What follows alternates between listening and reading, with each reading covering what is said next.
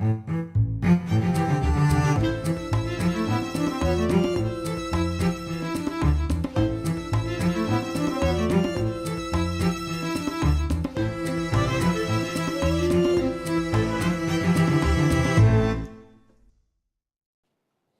I'm Micah Halpern. Thank you for joining me today as I do some thinking out loud. Our first segment is called Background Briefing.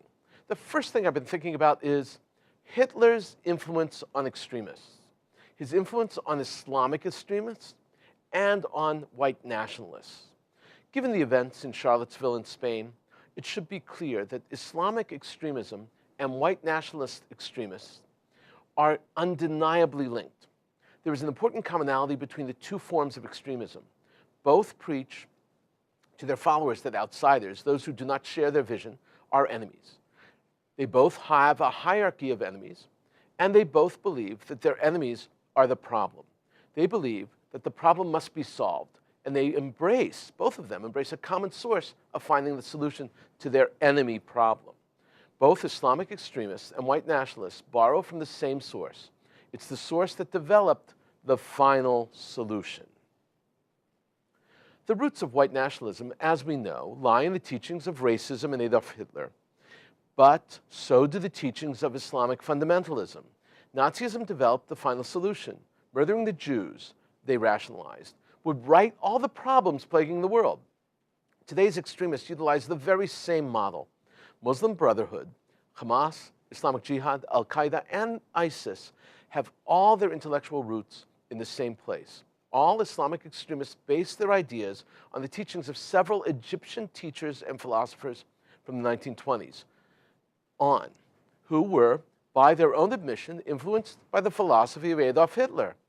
The earliest of these Egyptian philosophers was Hassan al-Banna, who wrote and preached about the dangers of the Western world. Banna's solution was to remove the problem. A significant component of his thesis to unite the Muslims was, by Banna's own admission, built on Hitler's Nazism. Al-Banna was followed by Sayyid Qutb, a significant and prolific writer, far more so than Al-Banna, and a thinker who is without a doubt the most quoted of all Islamic extremist movement leaders. He too clearly holds Hitler up as a model for uniting Arab society and eliminating those outsiders trying to assimilate and liberalize, reform, and change Islamic society. Qutb's 1950 book, his seminal work, is entitled Our Struggle Against the Jews. It was so influenced by Hitler that he even borrowed the title from Hitler's seminal work, Mein Kampf, which means My Struggle. The Muslim Brotherhood supported the Nazis during the 30s and 40s. They organized mass demonstrations against Jews with slogans promoting ethnic cleansing, like Down with the Jews, Jews get out of Egypt and Palestine, were first coined by the Brotherhood in 1936. A few years later, in November 1945, they carried out a virulent pogrom, murderous, against Egyptian Jews. Haj Amin al-Husseini, the Grand Mufti of Jerusalem, was even hosted by Hitler in Germany.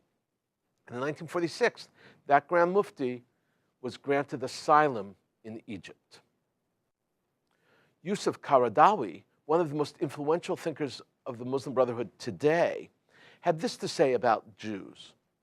Quote, "Today the Jews are not the Israelites praised by Allah, but the descendants of the Israelites who defied his word.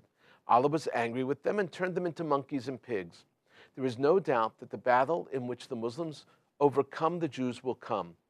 In that battle, the Muslims will fight the Jews and kill them." Like in Nazism, getting rid of the Jew was an essential part of the extremist Muslim Brotherhood's plan. White nationalism has not changed much over the years. Even the slogans being shouted along the streets in parts of the US today are a direct reference to the Nazi slogans from the 1930s and 40s. The expression blood and soil is a direct translation of the German Blut, blood, und Boden, and soil. It is a direct throwback to the Nazi Germany and their marches where blood and Boden, those nouns, were shouted constantly. It meant that the Aryans were united by blood and their deep historic connection to their land. It's easier for us to see the links and similarities between white nationalism and Nazism than it is to see the links with Islamic fundamentalism. But that is just because we are more attuned to white nationalism, not because the links with Islamic fundamentalism are less obvious or less strong. It is our cultural bias, not theirs. Most of us are familiar and even desensitized to Nazi metaphor and influence through the dress and expression of Western neo-Nazis and even the KKK. Many of the groups promoting racial superiority through nationalism, extremism, and fundamentalism, the isms, spent huge amounts of time, as did their Nazi predecessors, maintaining the purity of land, culture, and blood. For Nazis, the idea was called der Volk, the folk. Now, in German, the letter V is pronounced as an F. It means much more than people. Der Volk is an amalgam of people, culture, land, and blood. It has no English equivalent. And upon that was based another idea that Hitler himself created. We euphemistically call it the bug, but it really is the people's car, aka the Volkswagen. Whether Muslim Brotherhood or white nationalists, these movements are very dangerous.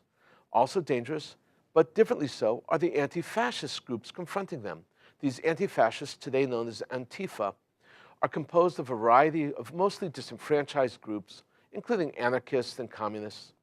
One should not and cannot categorize Antifa on the same danger spectrum as white nationalism or Muslim fundamentalism in matters related to society and the threat to democracy and freedom. But in terms of physical violence in crowds and on the streets, they're equally as dangerous and tactically intimidating. The time has come to be very clear about where these ideas come from. And the First Amendment protects the freedom of speech. It does not protect the promotion of violence. The rights of an individual or a group end when violence, not hate, but violence is preached.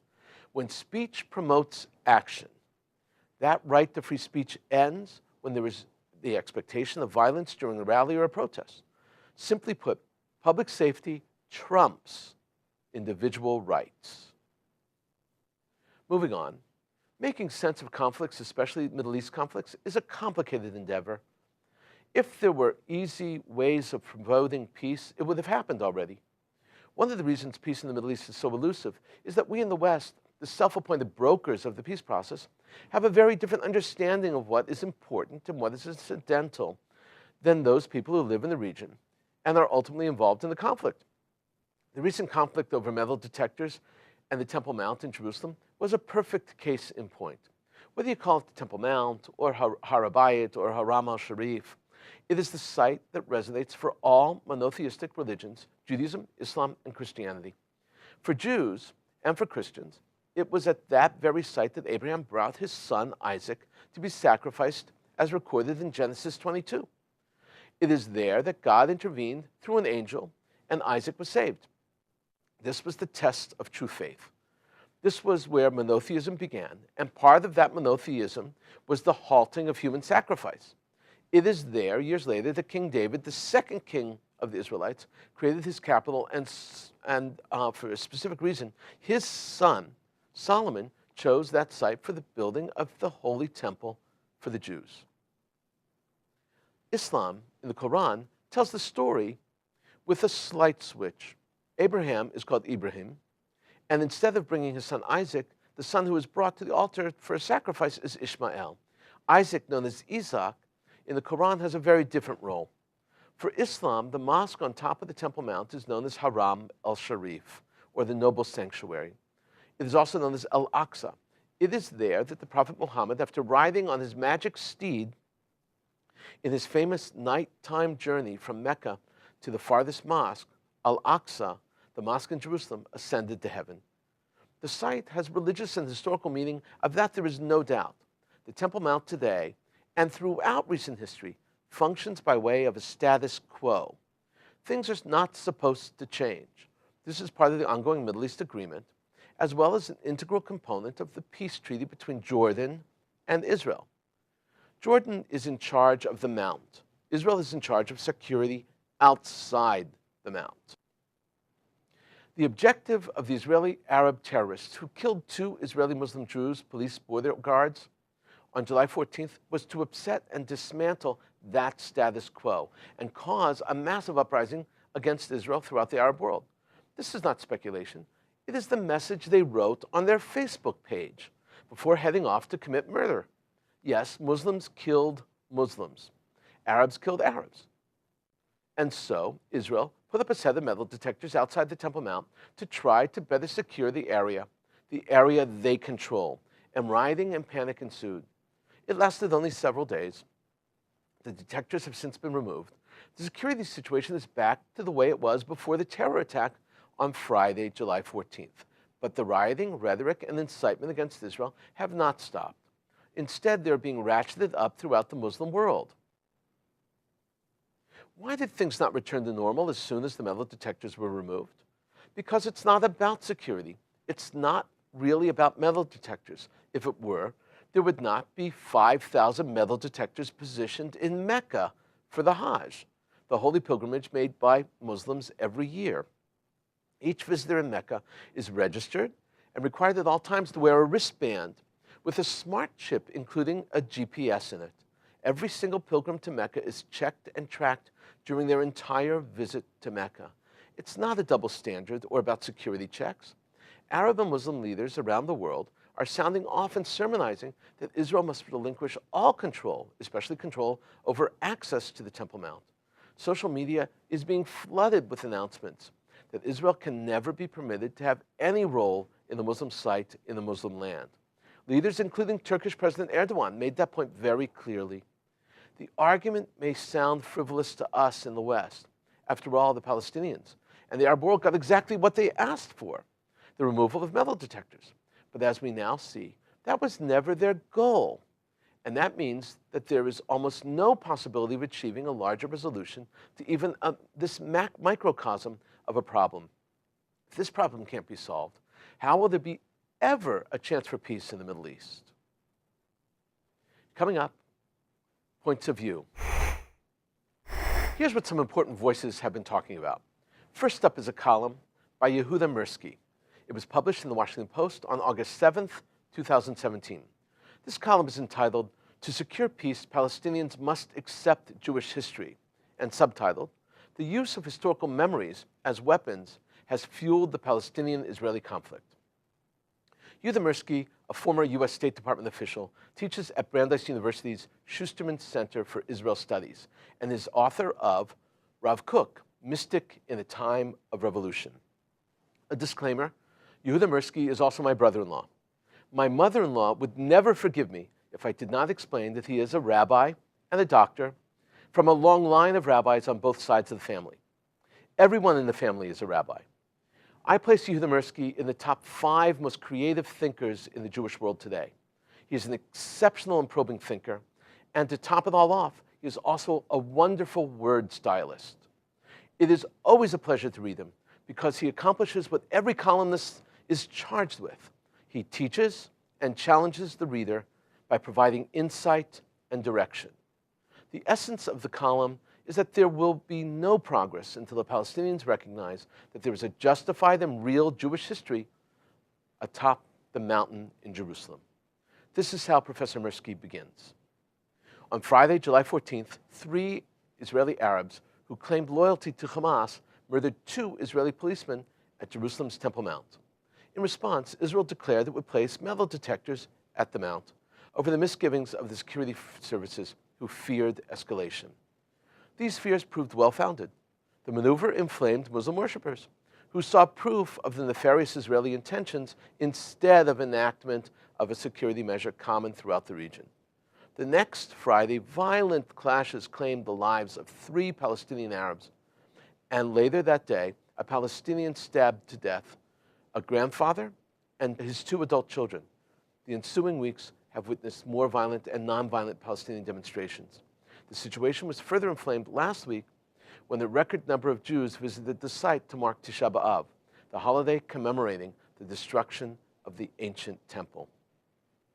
Now Mirsky explains the problem of memory and history.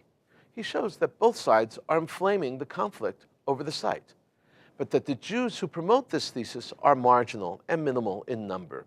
He writes, "This round of conflict stems from the way that both sides wield spiritually infused historical memories and associations as weapons in contemporary political warfare. Palestinians distort historical Jewish claims to the sacred space, inflaming Israeli passions, while a small but vocal minority of right-wing Israelis openly discuss restoring the ancient temple at the expense of the mosque on the site, stoking Palestinian fears. This creates a vicious cycle that exacerbates problematic Israeli policies like aggressive Israeli settlement in some East Jerusalem neighborhoods. Mirsky now shows that it is essential to remove these distortions. He says, ending these distortions will be essential to any hope of achieving peace or even coexistence between Palestinian Arabs and Israelis. A full third of Israeli Jews in a recent poll who rejected the two-state solution would change their minds if Palestinians would recognize the Jewish holy sites in the West Bank. The history matters here. In 70 AD, the Romans destroyed the Second Temple, the focal point of the divine presence for Jews. The temple's very last remnant, the retaining wall on the western slope of the mountain, assumed divine importance. For millennia, Jews around the world turned toward the Western Wall when saying their prayers. Mirsky goes on to prove this thesis, citing examples of the distortions of extreme actions on both sides and how past intersects present in this explosive spot.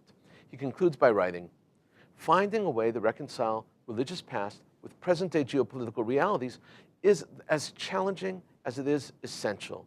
Any hope for a sustainable future requires Palestinians to accept the historic tie and the sacred nature of the Temple Mount for Jews. Rather than denying Jewish history, Palestinians must instead construct secular political institutions and partnership with the many Israelis who would be glad to maintain a peaceful status quo on the Mount for the sake of a livable Jerusalem. Absent this, the Palestinians will find themselves without Israeli partners, and peace, or even coexistence, will be ever harder to achieve. An excellent rendition and presentation, but will anyone actually pay attention? Second up is an editorial from the Star Tribune from Minneapolis. It was published on Friday, August 18th, 2017, and it's entitled, Terror Attacks in Spain Should Be Met with a Global Response, and subtitled, Trump Should Help Lead International Efforts to Thwart Terrorism. Remember, this is an editorial. It is written by the editorial board, not a single author, but it is the point of view of the leaders of the paper. It is unsigned. The editorial begins. Once again, there are flickering candles and flowers left on the streets of one of the world's great cities to mourn terror attack victims. This time, blood has been shed in and near the breathtaking Spanish city of Barcelona, a global tourism magnet known for its striking modernist basilica and vibrant street scene. The editorial calls for unity. It calls for universal condemnation and cooperation in tracking down the terrorists and to fight the ideology. The editorial continues. The terror attacks in Spain follow last weekend's violence in Charlottesville, Virginia, spurred by right-wing extremists. The run of such tragic events may tempt some to tune out the news. Don't succumb to this. The Charlottesville attack drove home that terror flourishes within our borders as well as in faraway deserts. Every American shares the responsibility to work peacefully to stop it. It's hard to argue with this editorial. I'm sorry to say that editorials and columns like this need to be written even more often. These kind of calls for unity to fight terror are too few and far between. Coming up, commentary through cartoons where pictures tell the story. The first two cartoons are from Dry Bones Again and the Jerusalem Post. Yaakov Kirshen uses his images to poke fun at some of the most difficult issues, and he provides profound and sometimes really insightful points of view. In this first cartoon, which was published in the Jerusalem Post on July 30th, 2017, two men are speaking. The first asks, the Arab rulers need Israel's help to fight Iran, so why don't they end anti-Semitism of their subjects? The second guy answers, because the anti-Semitism is what diverts their subjects from overthrowing their rule. The second cartoon, also by Dry Bones, was published in the Jerusalem Post on July 26, 2017. A swarm of flies are all around the garbage, and the cat is there. The caption reads, "Trying to fight terrorists without fighting the ideology that drives them is like trying to get rid of the flies while ignoring the garbage in which they breed." This third cartoon is from the Netherlands. It was drawn by Scott and was published in De Volkskrant on August 20th, 2017. It's called "Terrorist Car Attacks." A van is plowing into people and killing them.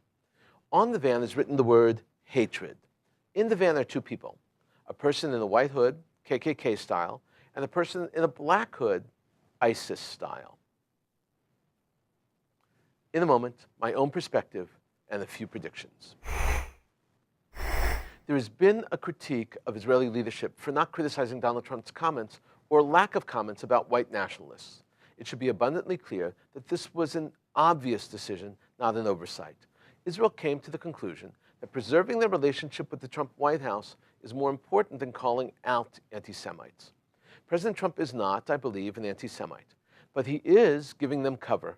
When Trump failed to criticize white nationalists, he empowered them. Israel should have explained this to Trump. They should have gone public and clearly explained that these people are evil. ISIS is celebrating the attack in Spain. The celebration is taking place not just on official ISIS websites, but also by supporters of ISIS in the Western world. Amaq, the ISIS news agency, has an explanation for the deadly terror attack that rocked Barcelona. This is what Amaq had to say. "The perpetrators of the Barcelona attack are soldiers of the Islamic State and carried out the operation in response to calls for targeting coalition states." Twitter lit up after the Barcelona attack. There were entire groups supporting ISIS and the attacks against innocent Spaniards and tourists. They said that the terror was coming to them for being part of the U.S. coalition and for intervening in the Middle East to fight ISIS. Quote, "To all Spanish people, the time has now come to pay for everything that your government has done to innocent people in our countries." Unquote. Another Twitter writer wrote, "To Christians around the world, quote, the worshipers of the cross no longer feel safe and secure in their homes. Individual wolves are still watching and waiting for the right time to cover your heads and shed your blood," unquote. The hashtag, "The Crucifixion of the Crusaders," collected much of these comments. The hashtag itself means "kill the Christians." That is dangerous and hateful. Early one morning in Rafah, the crossing between Gaza and Egypt, Hamas security forces went to arrest two suspicious people. As the two people were being arrested, they blew themselves up together with the Hamas border police. ISIS, along with the Salafi affiliate in Gaza, took responsibility for the attack against Hamas. The announcement said the attack, quote, "was done in response to Hamas activity against Salafist jihadists, which includes the destruction of mosques belonging to the organization, the arrest of its members, and their persecution," unquote. The terrorists were probably wearing explosive suicide vests. It should be noted that both ISIS and Hamas are terror groups. They are both on the same side in Syria, trying to oust Assad. But at home in Gaza, Hamas and ISIS are arch enemies. Yahya Sinwar has been the leader of Hamas for the past 6 months. He has not been very public until recently when he held a press briefing. Sinwar warned Israel not to escalate tensions or attack Gaza. He asserted that Hamas is much more powerful than they were during the last conflict with Israel. Sinwar said, and I'm quoting here, "Hamas is not seeking a confrontation, but if such a confrontation should arise, Hamas will pummel Israel." Sinwar continued and warned Israel against taking stupid steps against Gaza and claimed that the Palestinian resistance has the ability to respond to that. There is no doubt that the tensions wax and wane between Israel and Hamas. Tensions will certainly rise to the level that will require a response, and that response may very well lead to an all-out conflict, something similar to a war. Hamas is saying that should it come to another conflict, they will respond, and in the end, Israel will be hurt. Palestinian President Mahmoud Abbas did it again, only this time with North Korea. Abbas sent Kim Jong-un a telegram wishing him and the North Korean people congratulations on the celebration of Liberation Day, the day that celebrates their liberation from Japan. Abbas thanked Kim Jong for his support to the Palestinian people and for North Korea's investment and trade, as well as for their close relationship. Wafa, the official Palestinian media, published a copy of the telegram. Abbas wrote that Kim Jong-un, quote, sacrificed the most precious sacrifices for its freedom and honor, unquote. He wrote that he hopes that, quote, the historical friendly relations between Palestine and North Korea and their two peoples will continue to develop and grow. And then he wished Kim all health and happiness, unquote. What is Abbas thinking? How many other countries in the world wish the North Koreans well on this day? Reaching out to Kim Jong-un is a destructive move that will only further alienate Abbas and the Palestinians from the West. We've been thinking out loud about a lot today. Now that you know what I've been thinking, let me know what you're thinking. Email me at micah@jbstv.org. Tweet me at Micah Halpern. Tell me what you think. Before we end, let me leave you with one piquante piece of information. Did you know that the Arabic word Hajj comes from the Hebrew word Chag, or festival? The Hajj is a pilgrimage to the holy city of Mecca and Medina, and even to Jerusalem. It is one of the 5 pillars of Islam. It all comes from the 3 biblical Chagim, or festivals, known as the Shalosh Regalim. When people walked to Jerusalem and up to the temple, they brought sacrifices on Pesach, Shavuot, and Sukkot. In the spring on Passover, in the summer during the Feast of Pentecost, and in the fall on the Feast of Tabernacles. The word pilgrimage comes from the Latin penegarus, which literally means return from the altar. Many traditions have pilgrimages. The Baha'i, the Christians, the Muslims, the Jews. We see in Chaucer's Canterbury Tales, they're all headed on the pilgrimage to pay respects at Canterbury. While the temple stood in Jerusalem, Jews were obligated to go or send someone to the temple 3 times a year. In Islam, a Muslim is expected to perform the Hajj once in their lifetime. In the Arabic world, those who actually succeed in making the journey to one of the holy sites often paint a picture of the mosque or the Kaaba on their doorframe, announcing with great pride that they fulfilled the obligation. Shiites add a pilgrimage to the mosque in Karbala to their list of pilgrimages. Thank you for thinking out loud with me, Micah Halpern. Let's think out loud again next week on JBS.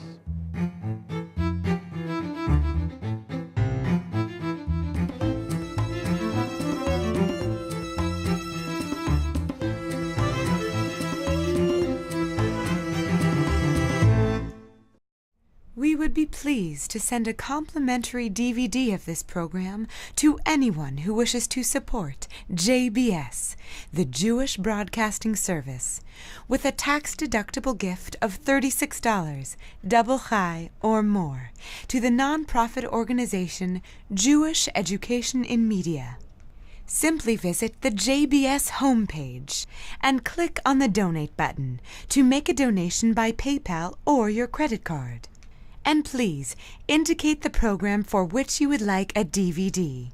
Or you can send your tax-deductible check made out to Jem, Post Office Box 180, Riverdale Station, Bronx, New York 10471. And again, please remember to indicate which program you would like to receive with our compliments. And we thank you for your kind support.